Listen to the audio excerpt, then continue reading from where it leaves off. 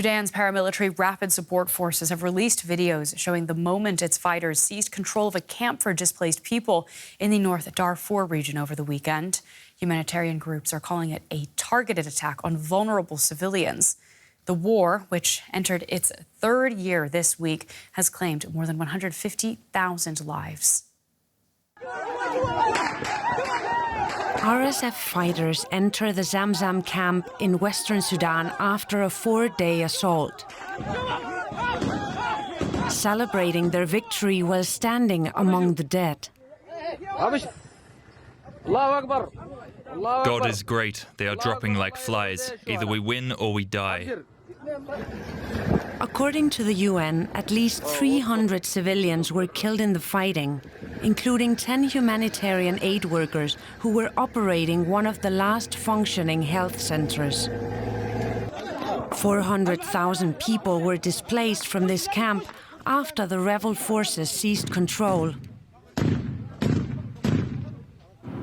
In recent days, the vast western region of Darfur has seen some of the deadliest battles since the conflict erupted.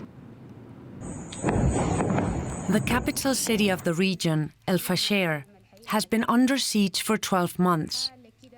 But now the shelling is getting heavier, and residents are afraid of what the next few weeks might bring. Everyone here has the feeling that we could die at any moment. Sudan's war, which erupted in 2023, has killed tens of thousands, displaced 13 million, and triggered what the United Nations describes as the world's worst humanitarian crisis. Hundreds of people, trapped by the fighting, face hunger and starvation. Aid groups warn that the country's humanitarian catastrophe will only worsen. Even if tomorrow all the parties involved, they sign a peace treaty and peace comes to Sudan, the effects, the humanitarian consequences, the emotional consequences will go on for a long time. And this is also something we need to be prepared for. All peace efforts have so far failed, leaving many fearing a third year of agony. Let's cross now to El-Bashir Idris, a Sudan analyst joining us today from Cardiff in the UK. Thank you so much for taking the time. We've just seen in our report that this is a humanitarian disaster of catastrophic proportions in Sudan. Where do you see the international community having failed to stop this? Well, first and foremost, thank you for having me. The international community failed, certainly, just 2 days ago on the 15th when they held a conference in London to try and bring support towards the humanitarian situation in Sudan and to bring peace. However, that conference actually was a diplomatic flop, as those that attended, especially the external backers of this war, the UAE, Egypt, KSA, Saudi, could not come to an agreement, even on the wording on the statement together, and create a contact group for the international community and world to contact these external parties that are having a role in this war to try and stop the chaos and carnage that we're seeing in this. And unfortunately, because of the changing world order by certain superpowers such as America and Trump, it doesn't seem that international order is working on morality anymore, but more so on power, bargains and deals with strong arming countries weaker than them. Yeah. We've heard the RSF now saying it's forming a rival government to rule parts of the country that it does control. Is this the moment where we are beginning to see Sudan break into two?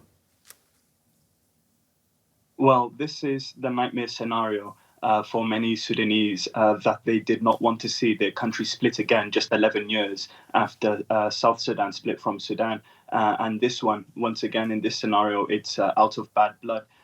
Though in the previous one with South Sudan, that was done through negotiations, through peace efforts that eventually finished off with a referendum in 2010. Right now, what's happening in Sudan is not that. If we're seeing a fragmentation of the country, it's not coming by political means and wills. It's coming through military solutions and bloodbath and bloodshed, meaning that the fragmentation of the country into two different states could create, or would certainly create, a lot of tension, not for long-term stability that may not be there, as both states would probably continue this war. And if the RSF do become a recognized government and a recognized state, that means they'll be able to import weapons much more deadlier than the ones that they have now to prolong this war.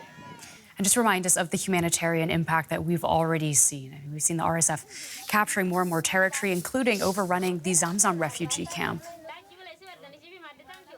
Well, if you see, you might see them today. In fact, there are satellite images released of trails of bodies of the civilians from Zamzam camp running away, but have died from exhaustion, from hunger and thirst, of trying to run away from the rapid support forces.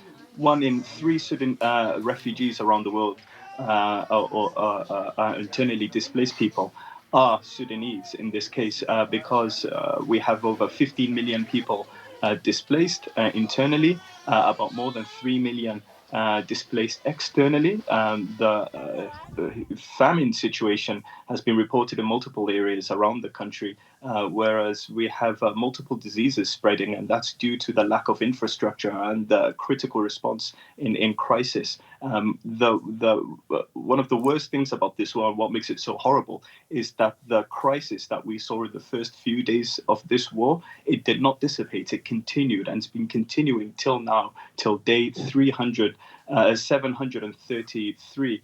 And we're expected to see more of this because there is no political will to end this war. And the Sudanese people, after what they've been through, and especially the way that the international community has responded, they feel like they have to continue with this, as there will be no help coming to their aid. Well, thank you so much for speaking with us on DW News. That is El Bashir Idris, a Sudan analyst.